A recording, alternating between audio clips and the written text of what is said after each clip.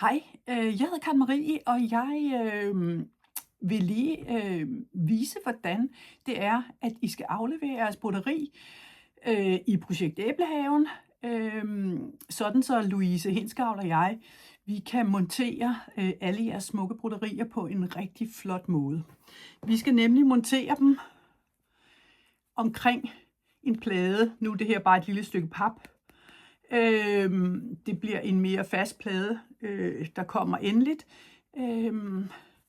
Og så skal vi ligesom kunne trække jeres broderi rundt om den her plade, så vi får sådan en kant som det her, så der bliver fine kanter hele vejen rundt.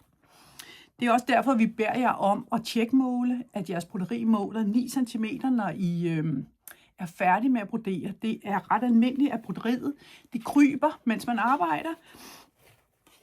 Og det gør jo, at så bliver det for lille, og så vil vi få sådan en hvid kant her rundt. Og det vil være virkelig, sådan vil vi meget gerne have broderisen ud over kanten. Så derfor husk at tjekke mål, men det siger jeg også lige om lidt, fordi jeg har lige lavet en video med, hvordan det er, I skal aflevere jeres broderi. Så jeg håber selvfølgelig, at den måske kan være med til at understøtte vejledningen, fordi nogle gange er det bare meget rart, at man har noget visuelt også at kigge på.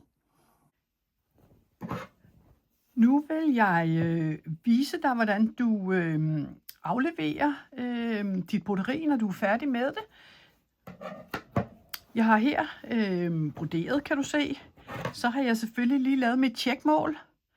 Det skal være 9 cm, og det skal selvfølgelig tjekkes rundt, så den er 9. Sådan her, hele vejen rundt. Så har jeg målt 2 cm sømmerum ud fra de 9 cm. Det har jeg selvfølgelig også gjort hele vejen rundt. Og nu klipper jeg den ud, som du kan se her. Så klipper jeg langs min 2 cm markering.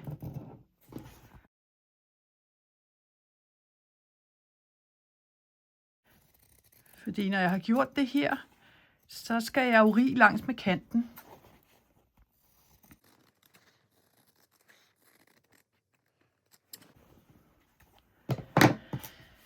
Jeg fik ikke sagt, at jeg har jo selvfølgelig, presset mit broderi fra vrangsiden, inden jeg målte og klippet ud, som nu her. Rig det her op og ned i sådan lidt lange sting. Jeg har lavet en knude her for enden af garnet, og så riger jeg hele vejen rundt.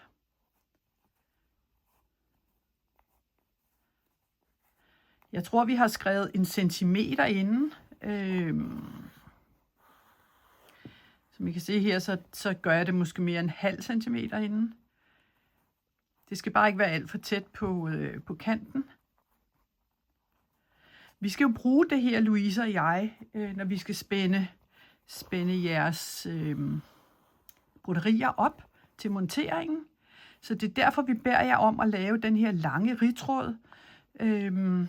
Sådan 80 cm, 1 meter må den også gerne være, fordi at vi simpelthen skal spænde broderierne op omkring nogle små plader. Så det er det, vi skal bruge. Det er det, vi skal bruge, jeres ridtråd her rundt i kanten til.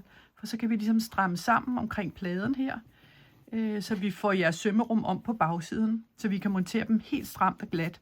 Fordi det er jo ligesom det, der skal være pointen, når de skal hænges op i selve værket. Så det er sådan her, I skal gøre, når I skal aflevere. Jeg håber, at det var en lille smule illustrativt. Og så siger jeg bare god fornøjelse med det. Hej hej!